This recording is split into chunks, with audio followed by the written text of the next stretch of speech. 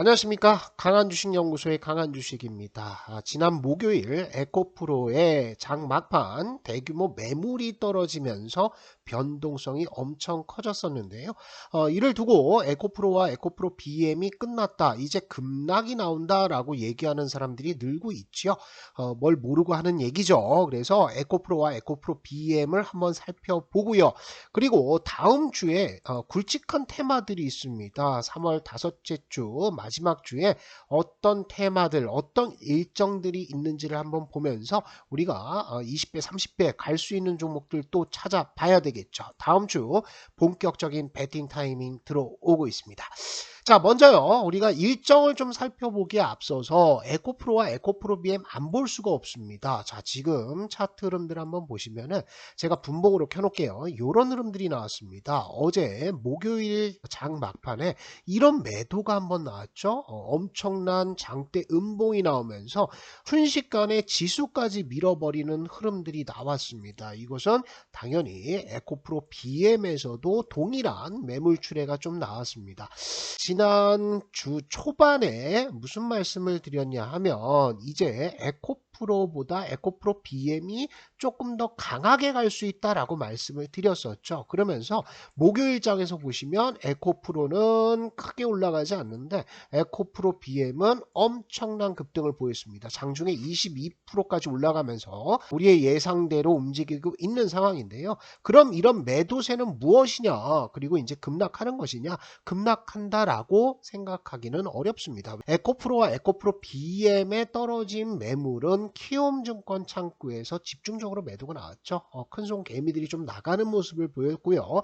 에코프로에는 외국인들의 매도가 좀 떨어졌습니다. 이렇게 나왔죠. 어제장에 이렇게 45,000주가 나왔었는데 에코프로 BM 같은 경우에는 몇 주가 나왔다? 457,000주의 외국인 매수가 들어왔다라는 거죠. 자, 외국인들이 매도하지도 않는데 왜 이렇게 급락을 했느냐? 통상적으로 우리가 대세 상승 종목도 주도 업종이라고 얘기하는 종목들이 바닥에서 300% 내지는 500%, 1000%까지도 올라가는 종목들이 있죠. 이런 종목들은 고점권에서는 언제나 이런 일이 나올 수 있다라는 겁니다. 굉장히 자연스러운 일이고요. 이렇게 급락이 나오면 팔아야 되는 것이냐? 그렇지 않습니다. 외국인들이 어제 에코프로 BM을 여기에서 왜 샀겠습니까? 저것은 다 뭐다? 쇼 커버링이라고 보시면 되겠죠. 이 쇼 커버링 물량들이 대기를 하고 있는 한 주가가 여기까지 막바로 장대 음봉으로 쭉쭉 빠지지 않는다라는 것이고요. 또 한 가지는 에코프로와 에코프로 BM 같은 주도 업종들은 이렇게 올라가서 이 고점에서 상당 기간 놀아주면서 매도 기회를 줍니다. 그래야지만 누가 기관과 외인들이 고점권에서 개인들에게 물량을 넘길 수 있는 기회가 많다라는 거죠. 그래서 에코프로와 에코프로 BM은 급락은 없다. 급락은 없지만 여러분들이 지금 신규 매수는 하지 말라. 왜? 분명히 여러분들 멘탈이 좋지 않기 때문에 또 공포에 쉽게 빠지기 때문에 어제 같은 급락이 나오면 물량 다 털립니다. 고점에 사서 저점 손절하고 또 반등이 나오면 거기에서 또 쫓아 들어와서 고점 매수를 하는 이런 악순환이 반복되기 때문에 에코프로 BM과 에코프로는 이제 사지 마시라. 대신에 제가 그동안 못 간 대형주들 많다. 그 종목들 보라고 말씀을 드렸죠. 배터리 끝나지 않았습니다. 겁먹지 마시고 배터리 쪽은 계속해서 관심을 가지시면 좋겠습니다. 자, 우리가 다음 주에 어떤 일정들이 있는지 한번 쭉 살펴보면서 테마주들 보고요. 그 테마주 안에서 공략할 수 있는 종목들 한번 보자고요. 자, 다음 주 27일부터 시작해서는요. 여러 가지 행사들이 있습니다. 그중에 이제 월요일 날 나오는 것이 요겁니다. 대체거래소 예비인가 신청 접수가 나와요. 대체거래소라는 것은 ATS라고 얘기를 하죠. 지금까지는 주식을 매매할 때 한국거래소를 통해서 매매를 했습니다. 그래서 증권사들은 모두 한국거래소 쪽에 접속을 해서 여기에서 이제 매매 과정들이 있었죠. 그런데 이것이 대체거래소 경쟁체제로 바뀐다라고 얘기를 하고 있는데요. 한국거래소와 비슷한 대체거래소를 만든다는 거고요. 이 대체거래소는 한국거래소와 같이 IPO부터 시작해서 ETF까지 모든 것을 하는 것이 아니라 주식 매매 거래만을 담당하는 여러 거래소들이 생길 것으로 예상이 되고 있습니다. 자, 이런 대체 거래소는요, 지금 새로 나오는 개념은 아니고요. 작년에도 그런 일들이 있었죠. 논의가 있었습니다. 대체 거래소 설립은 2019년부터 본격화돼서 2022년 작년에 예비인가 신청이 예상이 됐었는데 이게 이제 끝났습니다. 그죠? 그냥 흐지부지 됐어요. 그리고 나서 이번에 다시 한번 대체 거래소 사업자 모집 공고가 나왔습니다. 자, 기사를 한번 보도록 하겠습니다. 서울경제에서 나온 기사인데요. KRX 70년 독재 체제가 깨진다. 대체거래소 사업자 모집을 한다. 이렇게 나와 있죠. 그래서 금융당국이 이달 말부터 대체거래소 ATS라고 얘기를 합니다. 이 사업자 모집에 나서서 연내 대체거래소 출범이 가시화된다. 이렇게 나와 있습니다. 그렇다면 여기에서 이제 중요한 것은 대체거래소를 만드는 업체들이 있을 거고요. 이것을 운영하는 업체들이 있을 거고요. 이것을 보안을 지켜주는 업체들이 있을 겁니다. 그래서 이 업체들이 선정이 된다라고 한다면 한번 크게 들썩들썩할 가능성들이 있어요. 자, 이 ATS라는 것은요, 매매 체결 기능만 가집니다. 그래서 기업 상장, IPO죠, 아니면 청산, 결제, 시장 감시와 같은 역할들은 한국 거래소가 맡는 게 당연하고요. ATS에서는 상장 주식과 주식 예탁증서, 우리가 DR이라고 부르는데 이것만 거래가 되고 비상장 주식이나 아니면 상장지수 펀드, ETF 등은 거래하지 못할 것으로 예상이 된다. 이렇게 얘기가 나와 있습니다. 어쨌든 뭐 ATS라는 것은 민간 기업이기 때문에 이런 시장 감시라는 것들은 뭐 불가능한 일이라고 보시면 되겠죠. 이런 관련주들은 어디에 포진을 해 있느냐? 뭐 대기업 집단이 하나 있고요. 그죠? 밑에 중형 종목들, 데이터를 만지는 애들이 있습니다. 그리고 그 밑에는 보안이라든지 여러 가지 솔루션을 만드는 애들이 있는데 이 종목들 굉장히 광범위합니다. 그리고 종목들이 많은데 이 종목들은 어디에 올려놨냐 하면 제가 강한주식연구소 어플 게시판에다가 이 자료를 올려놨습니다. 뿐만 아니라 뭐 보안과 관련된 것들, 또 전기차와 관련된 것들도 올려놨는데 여러분들 강한주식연구소 채널에 시청자분들을 위해서 특별히 만든 게 강한주식연구소 어플입니다. 무료 어플이고요. 여기에서는 모든 컨텐츠가 무료입니다. 그리고 여기서 매일 단타 종목 추천이 되고요. 글로벌 매크로 지표뿐만 아니라 이슈가 있을 때마다 이 이슈가 호재인지 악재인지 또 어떤 업종에 좋은 뉴스인지를 제가 해설을 해드리고요. 급등주의 생애주기 파동 교육까지도 진행이 됩니다. 요거 설치하시는 방법은 간단해요. 우리 강한주식연구소 영상을 보시면은 제가 영상 이렇게 설명란에다가 링크를 걸어놨고요. 그리고 첫 번째 댓글, 고정 댓글에도 링크를 달아놨습니다. 그래서 여기에서 설치를 하시면 누구나 무료로 사용하실 수가 있다. 이렇게 보시고 오늘 자료들 거기에서 다운을 받아서 참고를 하시면 좋을 것 같습니다. 이 종목들 중에서 공략할 종목들이 있느냐 이것을 보시면 대형주 쪽에서는 이 플랫폼 업체들이 근 2년 동안 박살이 났습니다. 네이버 역시 급락 흐름들이 좀 나왔고요. 카카오도 완전 바닥권까지 내려가 있는 상태죠. 근데 얘가 바닥을 잡고 있습니다. 바닥을 잡고 있으나 플랫폼 업체들이 이전과 같은 상승세를 보여줄 수 있느냐? 그렇지는 못할 것 같습니다. 주도 업종이 되기 위해서는 상당히 많은 것들이 필요한데 지금은 네이버와 카카오가 주도 업종 되기는 굉장히 부족한 상황이에요. 대형주들을 보시는 분들이라면 반도체로 가시는 게 맞고요. 이런 플랫폼 업체들은 올라올 때마다 조금씩 비중을 줄여주시는 게 맞아요. 이전에 하도 여러 사람들이 네이버, 카카오가 뭐 얼마 간다 그래서 여기 물린 사람들은 엄청 많습니다. 그런데 이것이 12만원대 이렇게 가기까지는 뭐 상당한 시간이 걸릴 거고요. 에너지도 많이 소요가 될 겁니다. 네이버도 역시나 마찬가지죠. 이거 40만원대부터 밀려 내려왔는데 이게 40% 50% 정도 빠졌지만 여기까지 올라가려면 100% 급등 나와야 된다고요. 그런데 그만한 모멘텀들이 있느냐? 그런 모멘텀들은 없습니다. 역시 SK라든지 KT, LG U+ 마찬가지입니다. 이런 통신사들 건드리는 거 아니죠. 얘네는 성장성이 없어요. 그리고 그렇기 때문에 계속해서 빠질 겁니다. 그래서 우리가 좀 중소형주를 볼 텐데 제가 종목들 하나하나 이렇게 차트를 돌려보면 NH한국사이버결제 어때요? 바닥 파고 있죠? 그 다음에 코나아이도 역시나 바닥 파고 있습니다. 바닥을 잡는 게 아니라 아직까지는 바닥을 못 잡았다고요. KG 이니시스 역시나 마찬가지죠. 그런데 다우데이터는 좀 다릅니다. 여러분들 다우데이터는 단순히 ATS 대체거래소 관련주로만 보시는 게 아니라 다우데이터만의 성장성을 봐서 얘는 공략을 하셔야 될 것 같아요. 그래서 차트 흐름들 보시면 상승 흐름들, 대세 상승 흐름들이 나왔습니다. 벌써 500% 급등을 한 상태죠. 그런데 고점에서 얘가 빠져야 되는데 안 빠지고 있습니다. 이렇게 박스권 만들고 있어서 이 박스권 매매를 진행을 하시면 돼요. 그래서 이렇게 고점 올라가면 매도했다가 여기서 매수하는 이런 흐름들이 나올 건데 이것을 왜 보시라라고 말씀을 드리냐 하면 주봉에서 보시면 어떤 흐름들이 나옵니까? 우리 파동에서 보면 볼린저 밴드 돌파가 나오면 11선 근처에서 4번 나오고 5번 나오고 6번 나오고 계속 간다고 그랬잖아요. 그런데 지금 고점에서 볼린저 밴드 돌파 또 나왔습니다. 또 나왔죠? 그리고 옆으로 기면서 지금 고점의 매물들을 소화하고 있고 역사적 신고가 흐름들 나오고 있기 때문에 이것은 다우데이터는 이 성장성을 믿고 계속해서 한번 갖고 가볼 수 있는 종목이다 라고 생각하시고 분할 매수 차원에서 접근을 하시면 좋을 것 같습니다. 자, 그 다음에 이제 중소형주 쪽으로 보시면은요, 미넨지가 이제 헥토 이노베이션으로 사명을 바꿨는데 역시 이제 바닥 파고 있습니다. 현금은 많은 회사예요. 성장성의 의문을 좀 가지고 있는 거죠.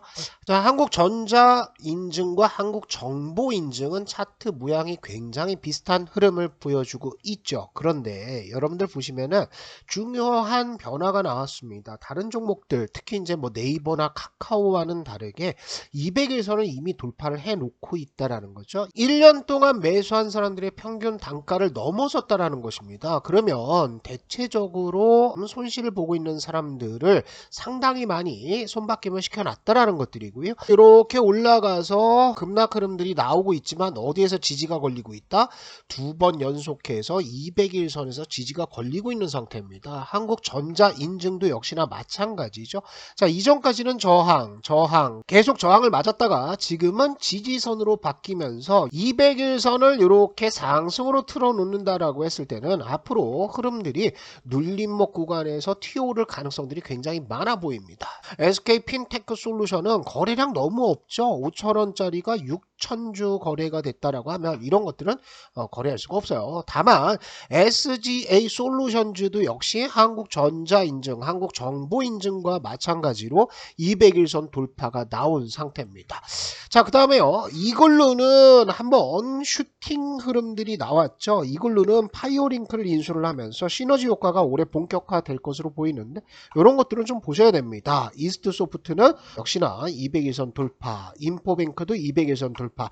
차트의 흐름들을 보시면은 전부 다 200일선 돌파한 종목과 돌파하지 못한 종목으로 이렇게 나뉘죠. 그래서 200일선을 돌파하지 못한 아톤이나 클라우드 에어 이런 종목들은 그냥 놔두시는 거고요. 또 브리지텍과 같이 이런 식의 급등이 나왔으면 이제 보면 안 되는 거죠. 그죠? 요거는 다우데이터와는 다르게 약간 테마성 흐름으로 올라간 상태이기 때문에 그냥 놔둔다라고 생각하시고요. C큐브도 200일선 돌파해서 안착하는 구간, 서울전자통신은 돌파 못했죠. 성우전자 돌파하고 안착 구간, 가비아 역시 안착하는 구간. 그래서 여러분들이 요 ATS 관련주들을 볼 때는 이렇게 네이버와 카카오처럼 바닥을 파고 있는 애들, 이런 애들은 안 보는 겁니다. SK도 역시나 마찬가지고요. 그래서 지금 보실 만한 종목들은 SGA 솔루션즈, 한국정보인증, 한국전자인증 이렇게 200일선 돌파해서 안착하는 구간에 있는 애들만 본다. 이렇게 정리를 하시면 좋을 것 같습니다. 자, 다음 일정은요. 29일 수요일날 나오는 일정이 있는데 세계 보안 엑스포가 열립니다. 한국 킨텍스에서 열리게 되는데 이때 상당히 많은 기업들이 참여를 합니다. 우리나라 기업뿐만 아니라 글로벌 보안 업체들은 전부 다 모인다라고 보시면 될 것 같은데요. 여기 이제 참석하는 기업들의 내용들은 이렇게 있습니다. 내용들 보기가 어려우시죠? 글씨가 잘 안 보이실 텐데 요거 어떤 업체들이 참여를 하는지 그리고 부스의 크기는 어떤지 위치가 어떤지는 제가 아까 말씀드렸듯이 강한주식연구소 어플에다가 올려놨습니다. 거기에서 이제 보시면 될 것 같고 이 사이버 보안 테마주는요 아까 말씀드렸던 ATS 관련주들과 굉장히 한 종목들이 많습니다. 왜 그러냐면 ATS도 보안이 생명이죠. 역시나 사이버 보안 테마주들이 엮이는 그런 흐름이다라고 보시면 될 것 같고, 뭐 똑같습니다. 이걸로 나오고요. 파이오링크 나오고 한국전자인증, 사이버원, 지니언스, 윈스, C큐브, K사인 이렇게 종목들이 많아요. 많은데 얘네도 한번 우리가 차트 흐름들 한번 보시면은 명확하게 떨어집니다. 아까 이제 이걸로 말씀을 드렸고요. 파이오링크 같은 경우에도 200일선 돌파가 나왔죠. 이렇게 된다는 거죠. 여기에서 돌파 못하고 이렇게 올라가서 지금 200일선 이렇게 돌리고 있죠. 그죠? 여기에서부터는 200일선이 뭐가 된다? 지지선이 되는 겁니다. 그래서 200일 동안 수익을 보는 사람들이 더 많아진다라는 거죠. 그러면 내가 수익 보고 있는 종목들이 다시 가격 비슷하게 내려오게 되면 이 사람들은 손절이 아니라 뭘 한다? 추가 매수를 할 가능성들이 많다. 이게 이제 기술적 분석의 기본 전제 중에 하나잖아요. 그래서 파이오링크도 보시는데 얘는 거래량이 또 없습니다. 그래서 파이오링크를 매수하고 싶으신 분들이라면 실적이 되게 좋아지기는 하지만 거래량 때문에 약간 중장기적으로 대응을 하셔야 된다. 그리고 파이오링크처럼 거래량이 적은 애들은 한 번씩 이렇게 튑니다. 그런데 이렇게 급등하는 구간에서는 반드시 보유 비중의 50%는 매도를 해야 된다. 거래량 터질 때 매도해야 되는 거예요. 아시겠죠? 이렇게 보시고 파이오링크 정도 관심권에 가지면 될 것 같고요. K사인도 지금 200일선 돌파하고 안착하려는 시도들을 하고 있고요. 한국전자인증 아까 말씀을 드렸고 사이버원도 200일선 돌파해서 안착하고 있죠. 지니원수도 역시나 돌파 안착. 그 다음에 윈스도 안착하려는데 약간 실패는 했어요. C큐브 역시나 돌파 안착. 드림 시큐리티 돌파 안착. 대부분의 종목들이 지금 200일선에 돌파 안착하려는 흐름들을 보여주고 있기 때문에 사이버 보안 테마주들은 뭔가 테마성 흐름들을 만들고 있다. 그거를 준비하고 있다라고 생각하시면 좋을 것 같아요. 관심 있으신 분들은 이걸로 그리고 파이오링크 정도를 실적 믿고 한번 끌고 가셔도 될 것 같다. 이렇게 정리를 좀 드리도록 하겠습니다. 자, 그 다음에 마지막으로 30일에는 뭐가 열립니까? 서울 모빌리티 쇼가 열립니다. 요거는 자동차 회관에서 열리는 박람회인데요. 여기에 참석하는 업체들 상당히 많은데 우리나라는 딱 정해져 있죠. 현대차, 기아차밖에 없잖아요. 그래서 현대차, 기아차와 해외에 동반 진출한 기업들이 여기에 있고요. 그리고 이번 모빌리티 쇼에는 대부분이 신차를 뭘로 갖고 나온다? 전기차로 갖고 나올 겁니다. 전기차 중에서 배터리 관련주들은 제가 여러 차례 설명을 해드렸기 때문에 배터리는 여러분들이 이전 영상을 참고를 하시면 좋을 것 같고 부품주들이 한 번씩 움직일 수 있어요. 이미 이제 상승 출발을 하고 있는 종목들이 있는데 이렇게 주요 전기차 부품주들은 관심을 좀 가지신다.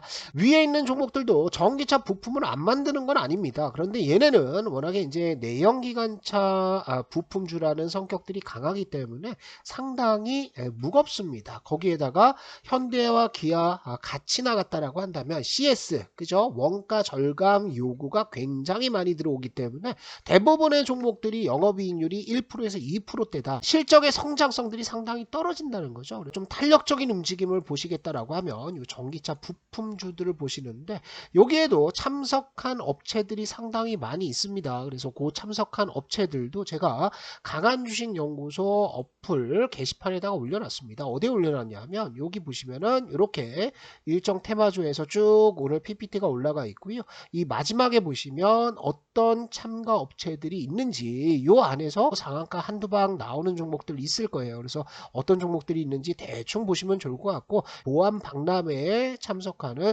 부수 현황도 올려놨습니다. 이 강한주식연구소 어플 무료니까요. 여러분들 전부 다 다운받아서 사용하시면 됩니다. 여기에는 매일같이 이렇게 추천주 올라가요. 추천주 올라가는데 상당히 급등하는 종목들 많이 나오고 있습니다. 뉴로메카도 150% 급등이 나왔고요. 위메이드맥스도 100% 이상, 그리고 미래나노텍도 급등 나왔죠. 아이크래프트 89%, 삼익THK는 뭐 사인 드리고 나서 바로 50% 급등 나오는 것처럼 단기적으로 탁탁 튀어 올라가는 애들 굉장히 많다라는 거예요. 그래서 이런 종목들 여러분들 강한주식연구소에서 만나실 수 있다. 설치하시는 방법은 영상의 설명란에 링크도 올려놨고요. 첫 번째 댓글 댓글, 고정 댓글로 올려놨습니다. 여기를 통해서 누구나 무료로 사용하실 수가 있다라고 생각하시면 좋을 것 같습니다.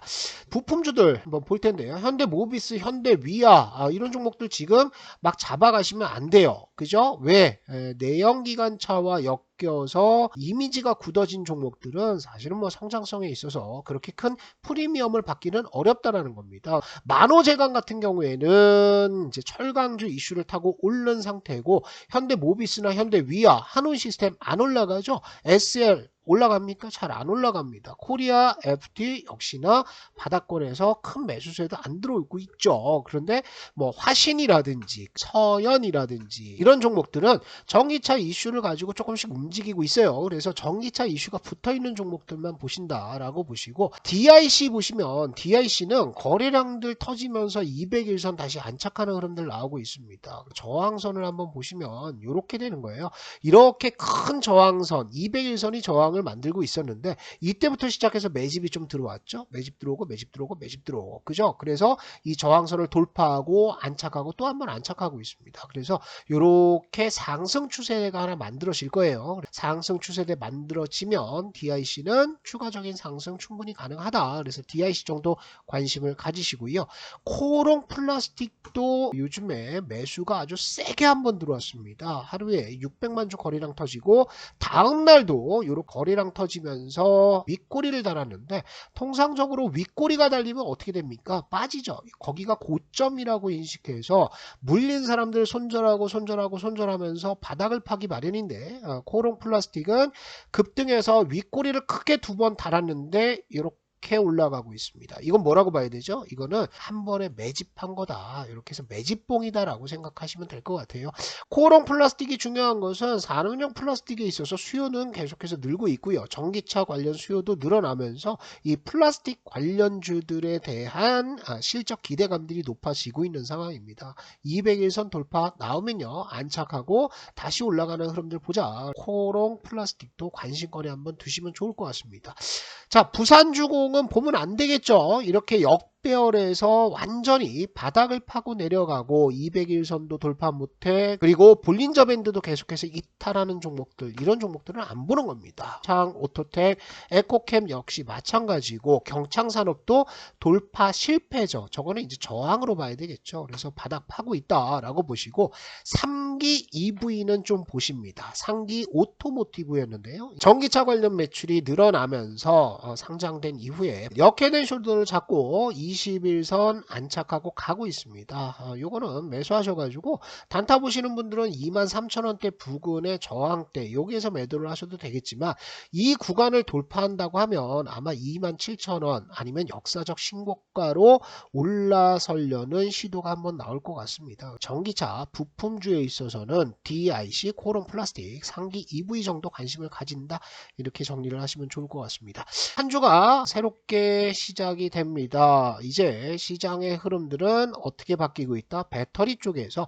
반도체 쪽으로 이동을 하고 있지만 그렇다고 해서 반도체가 올라가고 2차 전지가 급락해서 주도 업종에서 탈락하느냐? 그렇지는 않습니다. 세부적인 내용들, 업종의 동향들은 제가 요 매크로 지표 해설에 올려놓을 테니까요.